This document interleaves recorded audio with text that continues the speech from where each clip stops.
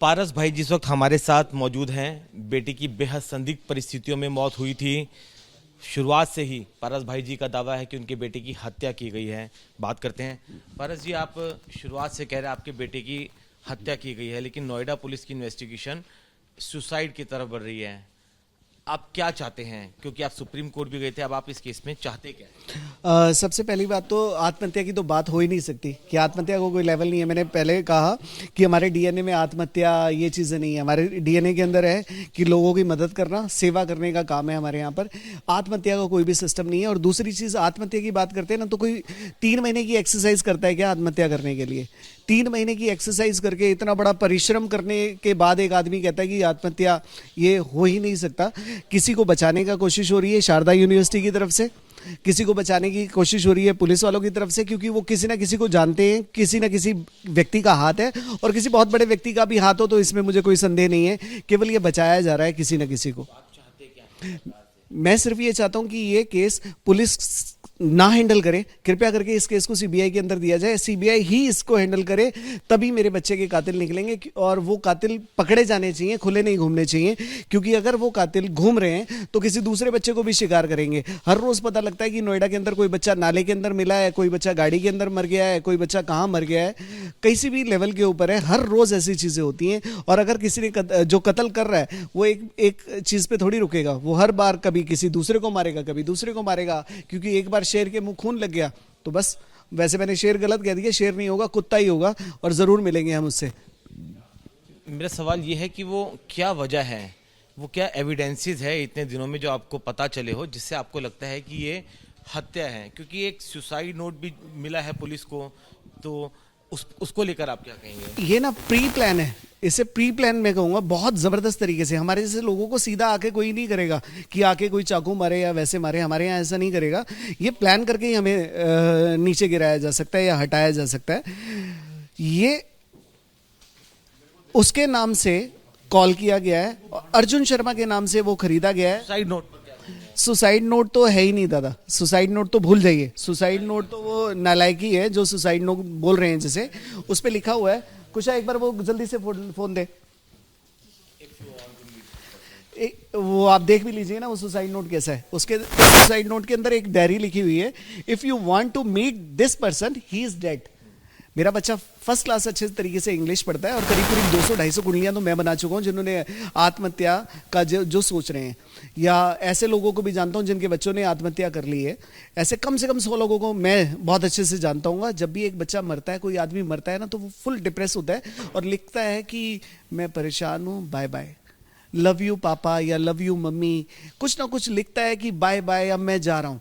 कहीं ना कहीं ऐसा लग रहा है चैलेंज किया हो इसके अंदर तो पुलिस ये आपको भी चैलेंज किया है। ये तो लिखा हुआ है कि जब ये आदमी मिलेगा, जब ये पर्सन मिलेगा, ये मर चुका होगा।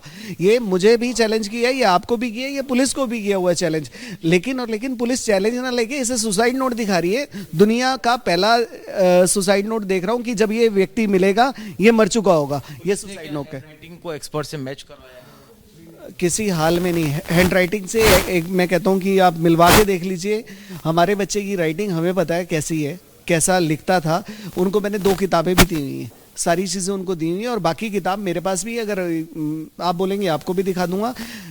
प्रथम दृष्टिया से उनको लग रहा है कि ये हर्ष की राइटिंग है, लेकिन ऐसा कुछ भी नहीं है। अगर वो मैच करवाएंगे तो दूध का दूध, पानी का पानी हो जाएगा। दूसरी है वो राइटिंग।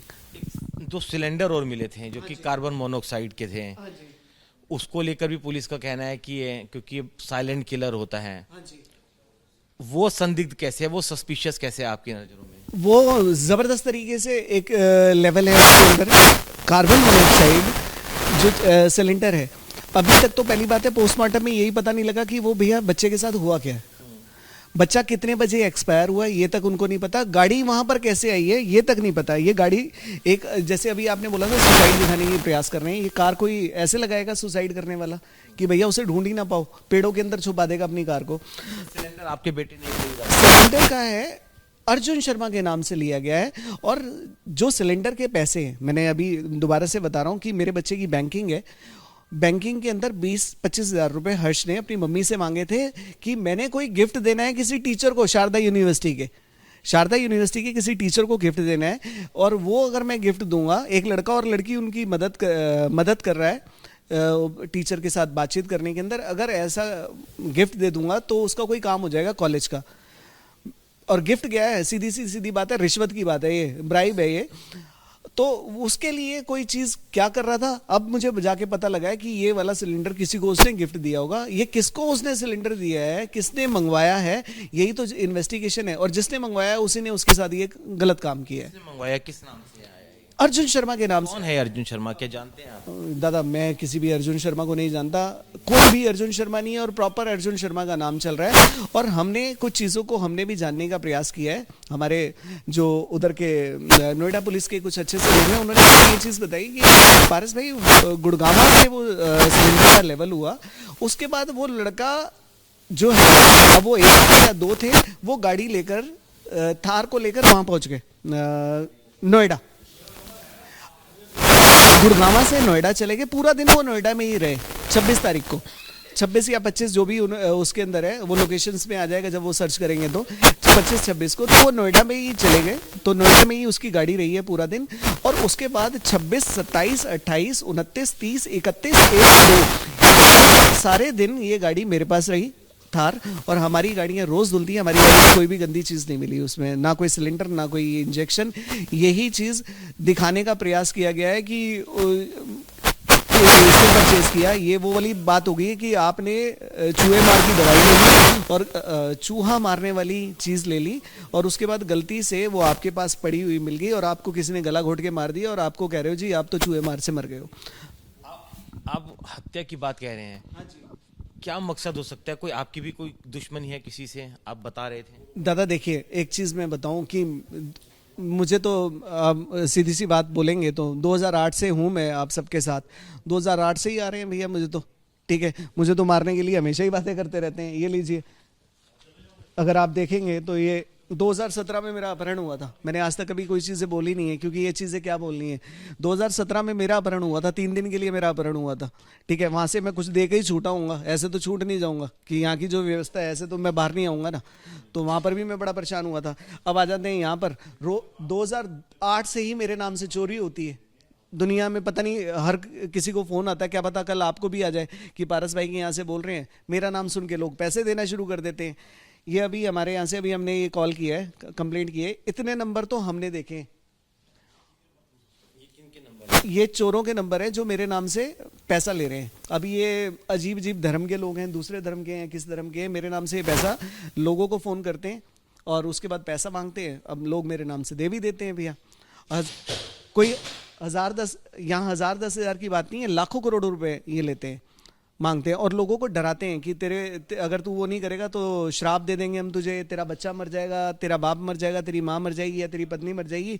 ऐसे बोल बोल के डराते हैं मेरे नाम से। आपको लगता है कि कोई पुराना दुश्मन भी हो सकता है? और देखिए, दुश्मन 100 हो चाहे 1000 हो, ठीक, हमें सिर्फ इन्वेस्टिगेट करना है कि वो भैया ये चोरी कहाँ से करते हैं, कौन है। अगर क्या पता ये है तो इनको पकड़िए। दूसरी चीज़ है, हर्ष के दुश्मन है। मेरे को तो ऐसा लगता है, मेरा जो अपना गट फीलिंग है वो नोएडा का शारदा यूनिवर्सिटी का ही होगा, और वहीं से ये सब कुछ, क्योंकि वो शुरू से ही बता रहे हैं कि बच्चा पढ़ता नहीं है। ऐसा कौन कहेगा? 1 महीने तक उन्होंने यही चीज़ बोलने में लगा दी, जी आपका बच्चा तो यहाँ पढ़ता नहीं है। तो किसको बचा रहे हैं?